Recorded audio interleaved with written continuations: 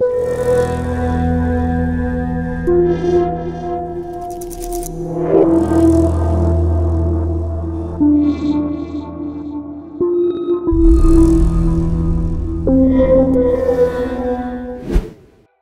prijatelji, evo nas ponovo u čudnim pričama i večeras ćemo obraditi neke od vaših mnogobrojnih komentara koji ste poslali o pokojnoj youtuberki Kristini Kiki Đukić i ispovesti njene majke Nataše.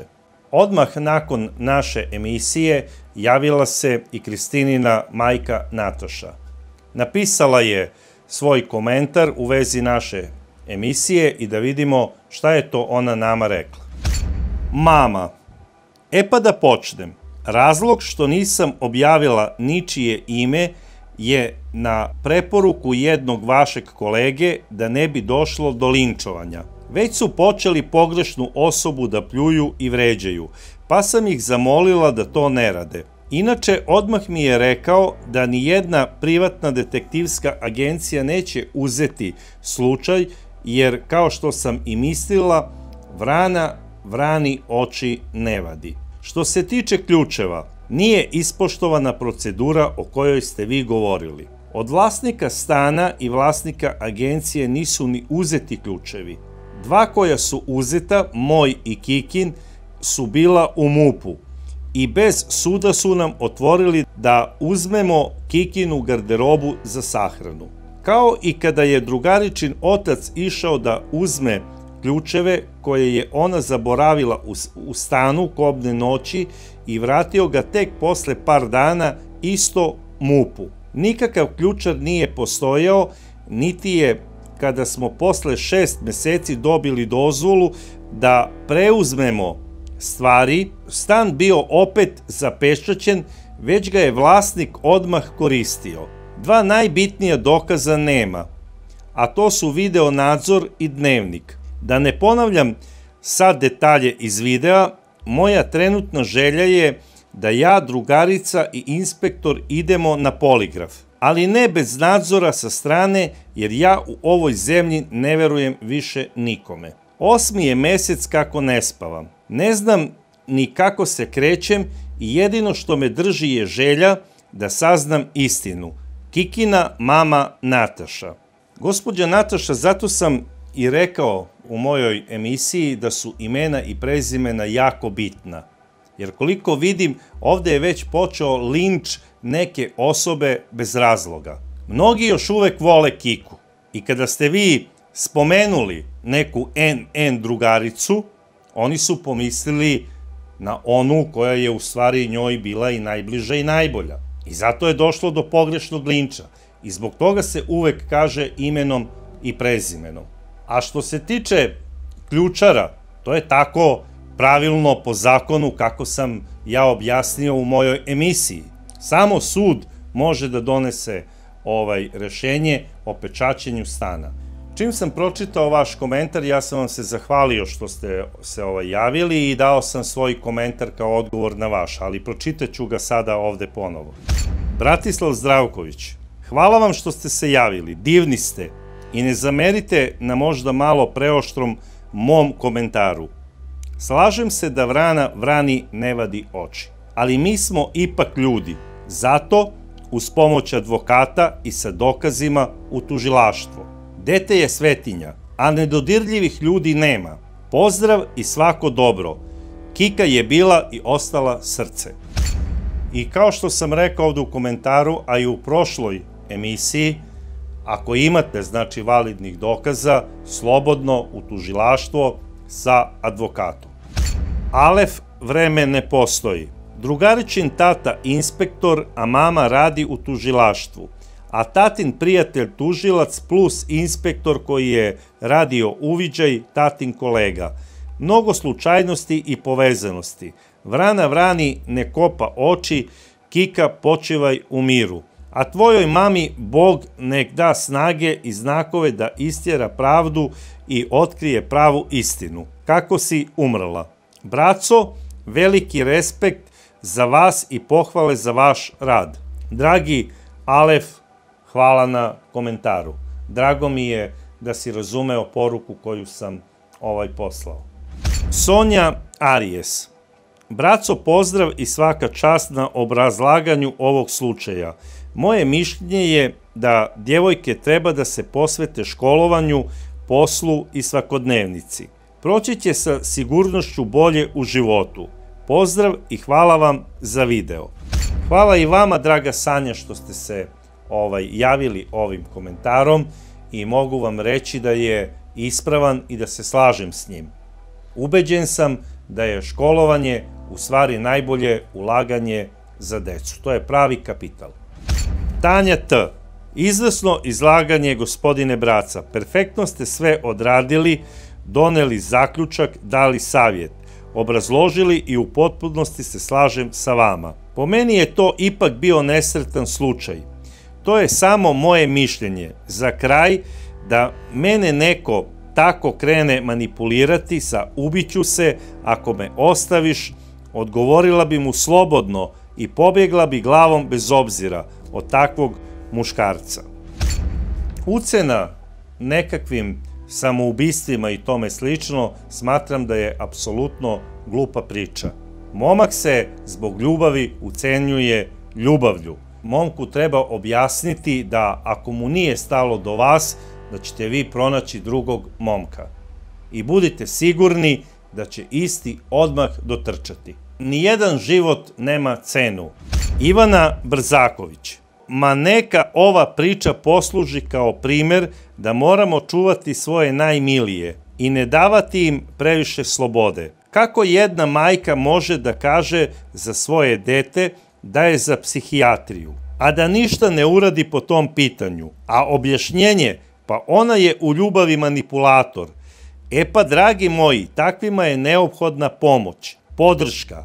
Oni su obično emotivno prazni, a žele biti voljeni. Svaki neuspeh doživljavaju tragično, a tako je, nažalost, i ovde bilo. Ivana, roditelji treba malo više da povedu računa o svojoj deci i da majke treba da budu sada drugarice sa ćerkama i ako ima nekih ljubavnih problema da se rešava to zajedno, pa ako treba i uz pomoć psihijatra. Nik Top. Poruke na Instagramu se mogu vratiti. Takođe, oproštajno pismo nakon smrti. Ne daje se dovoljno pažnja tome. Takođe i nestalom dnevniku u kome je verovatno nešto jako korisno napisano. Drugarica je jedina imala ključ od stana, a dnevnika nema. Ko bi drugi mogao da uzme dnevnik sem nje? Toliko je sve transparentno da nemam reči. Ko zna ko stoji iza svega ovoga, pa se ništa ne priča o tome. Takođe, i čemu brisanje poruka sa Instagrama, a jedina osoba koja je imala šifru je takođe drugarica. Znači, toliko dokaza. Ako postoje dokazi, sa advokatom u tužilaštvo i sve može biti rešeno jedino na taj način. Zlatna zvončica. Pratila sam sve ovo i saslušala Kikinu majku. Imam neko mišljenje o svemu ovome, a to je da je Kika padala u depresije na neke loše komentare. Pa dobro, šta će takvo dete u drugom stanu?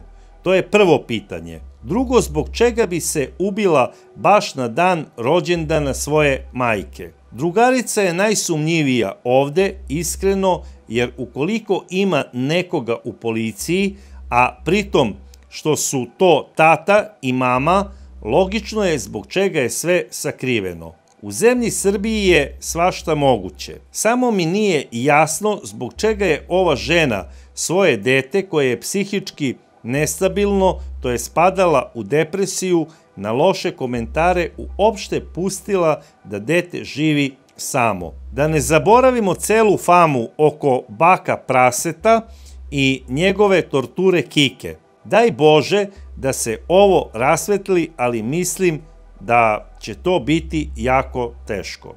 Zlatna zvončice, hvala što ste se javili svojim komentarom. Ja mislim da je Kika živela u drugom stanu zato što je želela da se što više posveti svom poslu koji je radila i smatrala je da živeti sama u stanu znači i malo više slobode za rad. i to je okej priča. Što se tiče njene psihičke nestabilnosti, to sam već rekao u prethodnom komentaru, a to je da majke budu najbolje drugarice svojim ćerkama i ako dođe do toga da decu odmah i na vreme vode kod psihijatra ili kod psihologa. Ivana Stanojević. A vama, gospodine Braco, svaka čast. Ovo je odlična poruka za roditelje.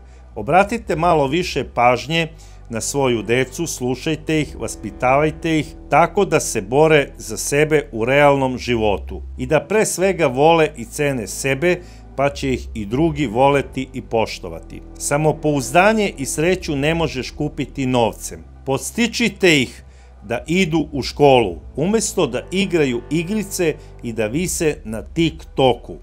Pa makar imali Bog zna koliko loše ocene, pa neka postanu i autolimari. Makar su se trudili i radili pošteno. Vaspitavajte decu na vreme, da vam sutradan ne vrate rođeno dete u sanduku kao ovoj jadnoj ženi i da morate da se igrate detektiva kada već bude prekasno.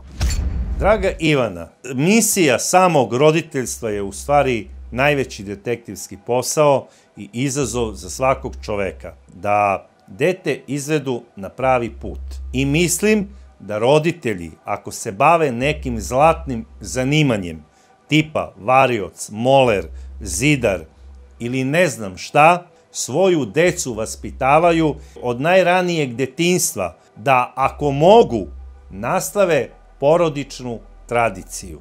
Zamislite vi jednog pekara kada kaže ja sam pekar 5. generacije u svojoj familiji i naša pekara radi već 200 godina. Ima li nečeg lepšeg? Zamislite jednu krojačicu kada kaže i moja prabaka je bila krojačica, evo i ja sam. Ili kada jedan moler uradi nekome stan i ovaj kaže majstore imate zlatne ruke, a on kaže to je moj pedigre, ja sam moler u 3. generaciji. Svaki zanat je zlatan i ja znam da je ovo brzo i turbulentno vreme i da je jako teško pratiti savremeni razvoj tehnologije, pa i svoju decu koja odrastaju sa tom tehnologijom i sa mnogo većom lakoćom se uklapaju u promene iste. Postanite pravi drugovi